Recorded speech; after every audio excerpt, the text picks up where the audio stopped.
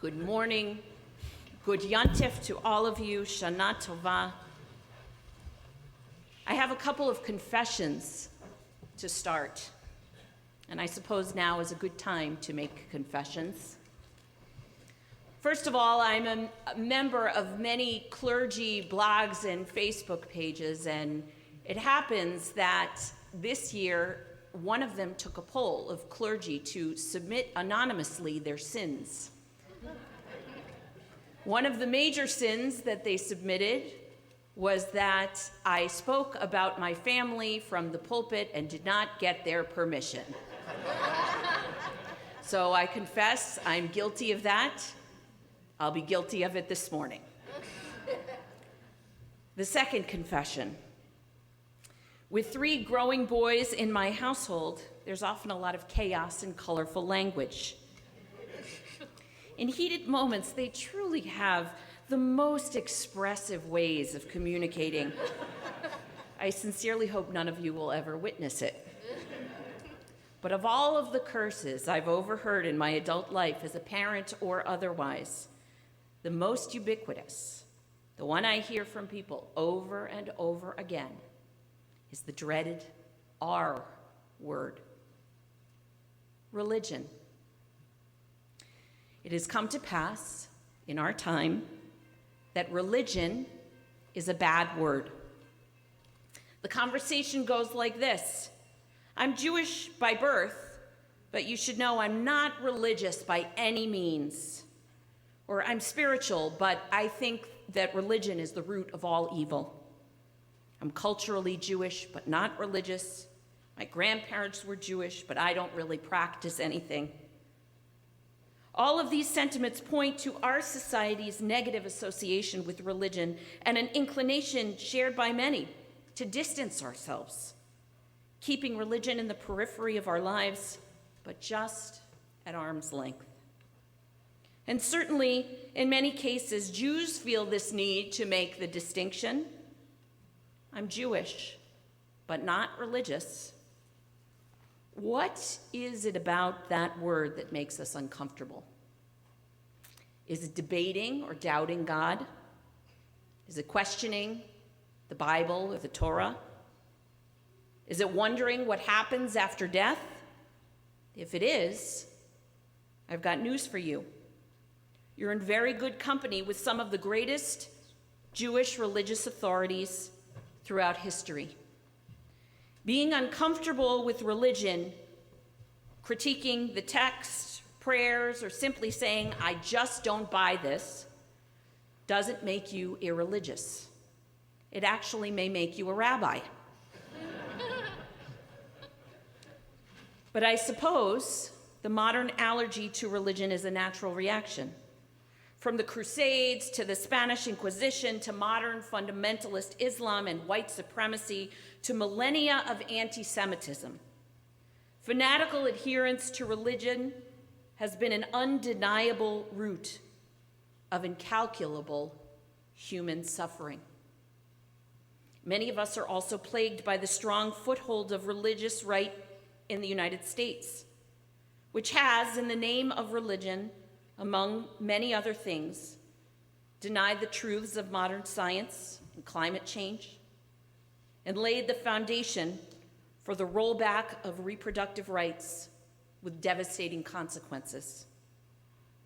In the Jewish community, we are deeply and rightfully concerned about the separation of church and state and the blurred lines that are crossed when religious authorities attempt to assert their doctrine into law.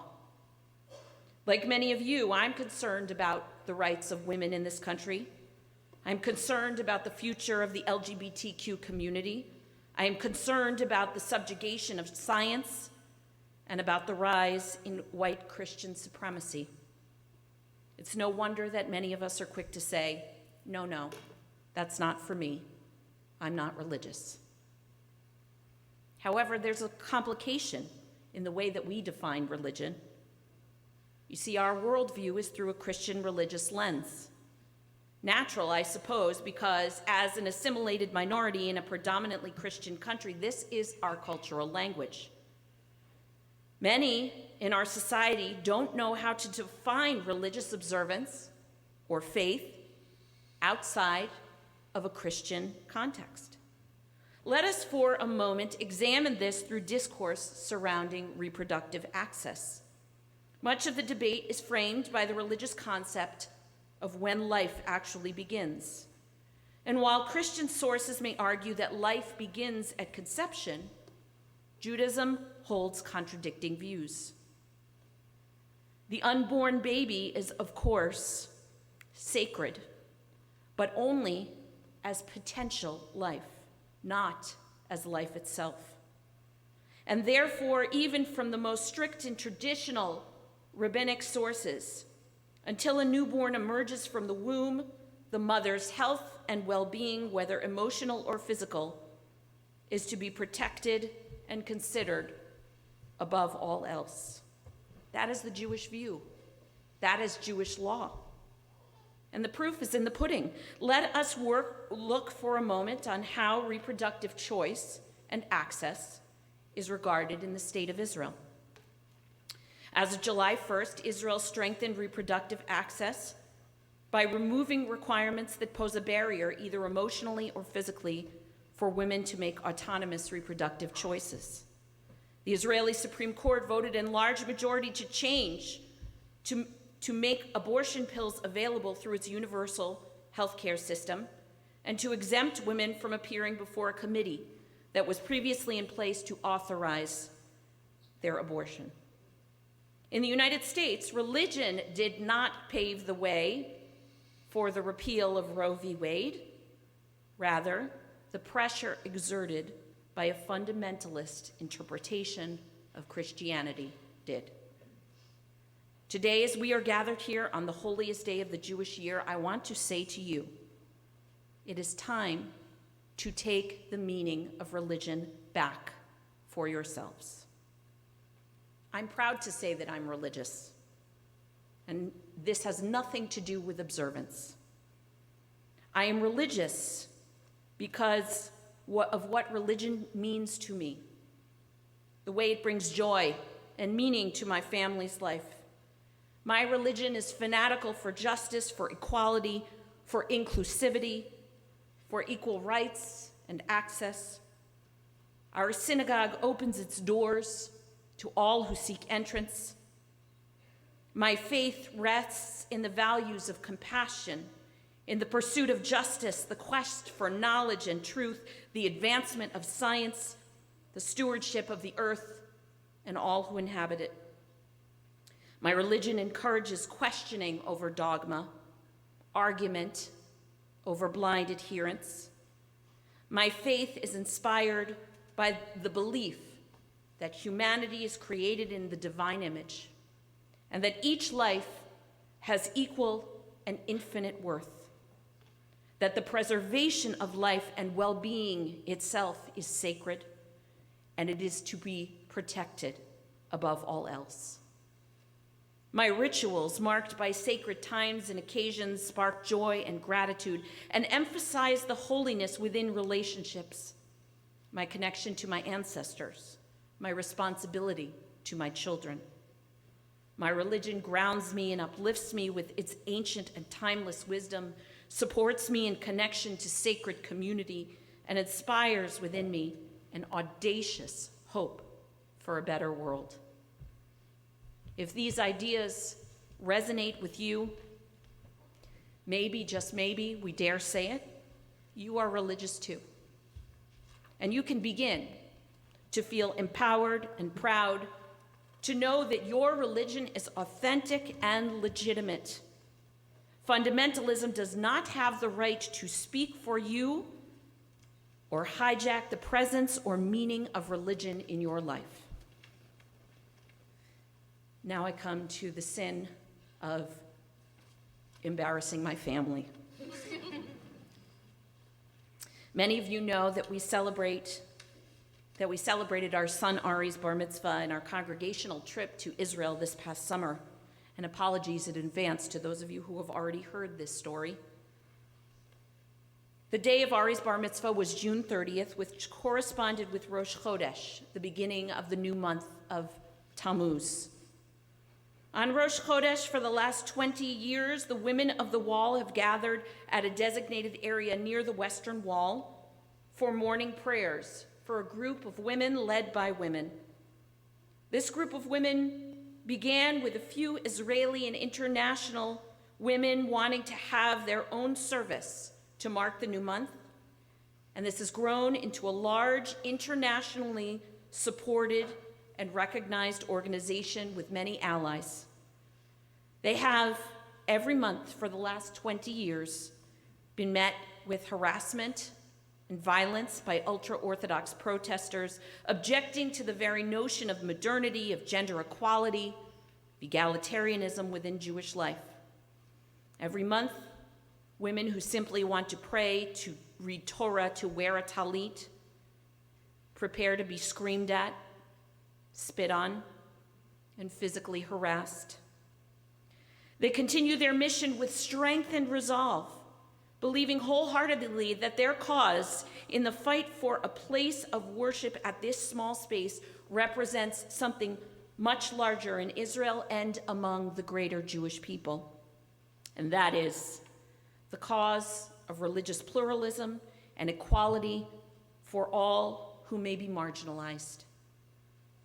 And most importantly, the cause of the legitimacy of faith without fanaticism. Ari's bar mitzvah was planned for 8:30 a.m. that morning at the private area of the Southern Wall excavation site called the Davidson Center. We knew that unrest would likely unfold just around the corner, where the women of the wall were gathering at 7 a.m. Our family has a long-time close connection with women of the wall.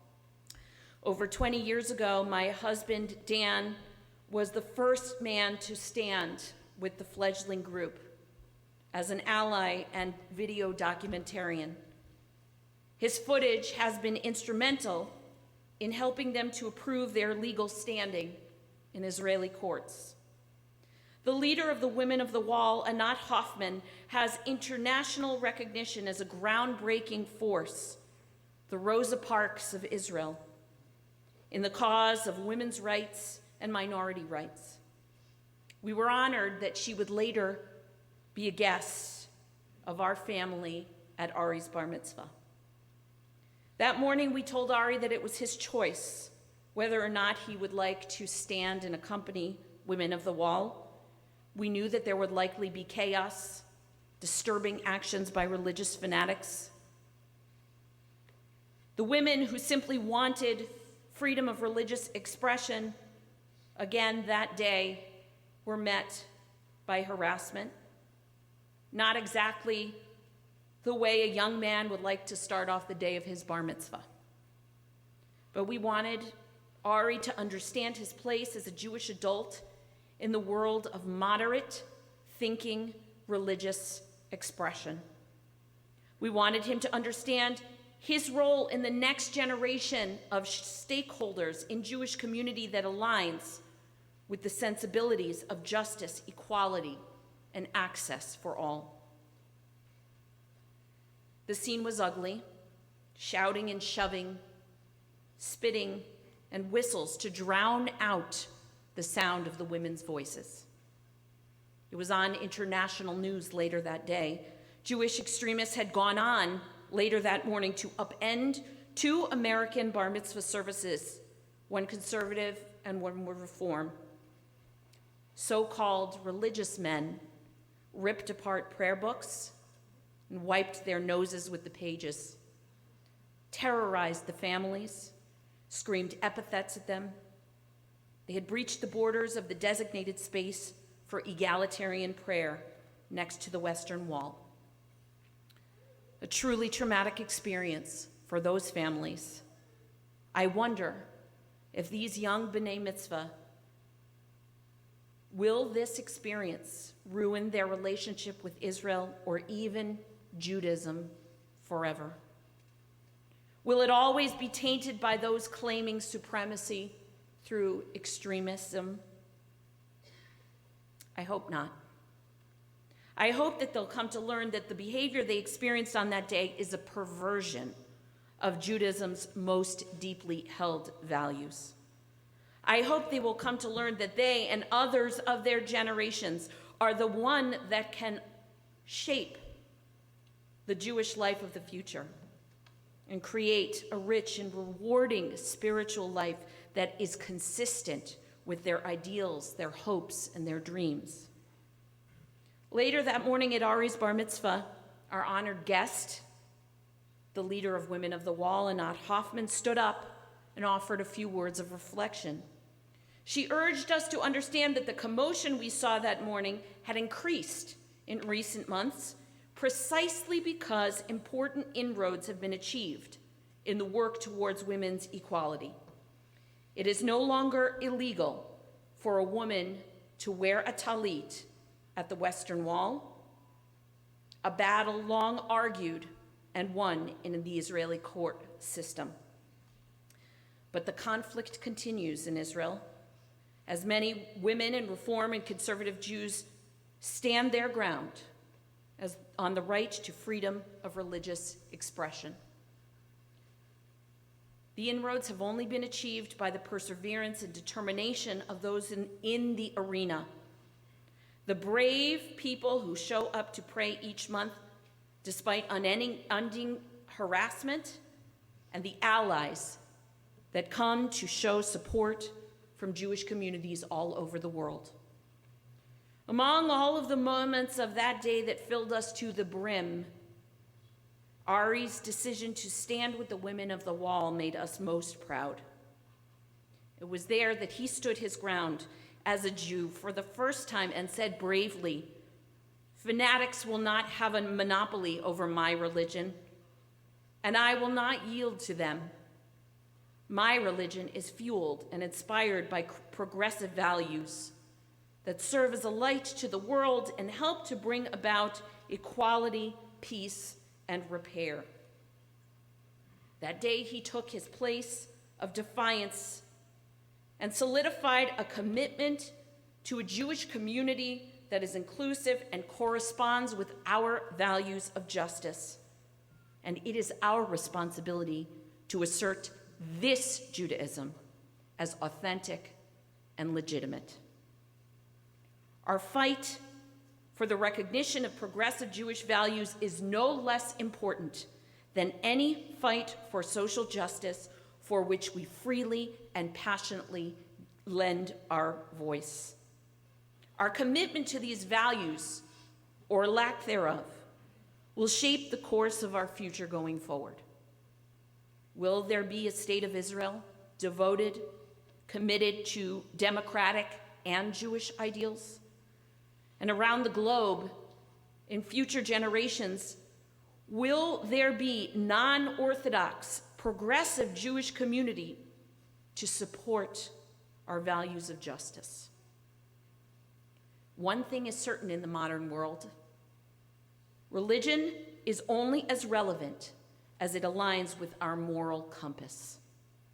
We cannot cede our claim to authentic religion to those who flout our most fundamental ideals. And instead of turning away, instead of disengaging, we must double down by caring as much about the course of our future as those on the extreme margins.